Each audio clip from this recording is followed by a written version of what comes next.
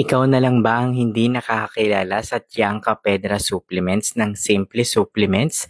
Ano ba ang ibig sabihin ng Tiangca-Pedra? Tara, pag-usapan natin.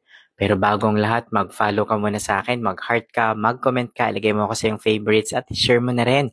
Maraming salamat. Ang Tiangca-Piedra ay isang uri ng halaman na matatagpuan sa mga tropical na rehiyon at ito ay ginagamit sa tradisyonal na medisina para sa iba't ibang kondisyon. Ang salitang tiyangka ay nagmula sa salitang Quechua. Ibig sabihin, ito ay tumutukoy sa kakayahan ng halamang ito na makatulong sa mga bato mula sa katawan, particular na mula sa atay at sa bato. Ang tiyangka piedra ay kilala bilang isang adaptogen na tumutulong upang mapanatili ang balanse ng ating immune system. Ito rin ay makakatulong upang palakasin ang natural defenses ng ating katawan laban sa sakit.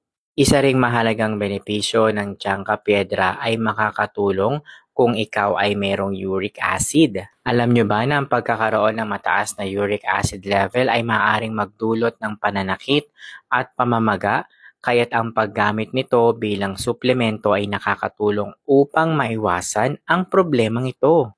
At syempre, alam nyo rin ba na ang tiyangka piedra ay mayaman din sa antioxidants na tumutulong upang labanan ang oxidative stress at maprotektahan ang mga cells mula sa pinsala dulot ng free radicals. Paano ka ba naman makakabili nito? Huwag kang mag-alala dahil nilagay ko to sa aking yellow basket.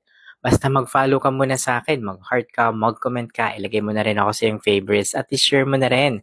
Ano pang hinihintay mo? Click on the yellow basket. Check out now!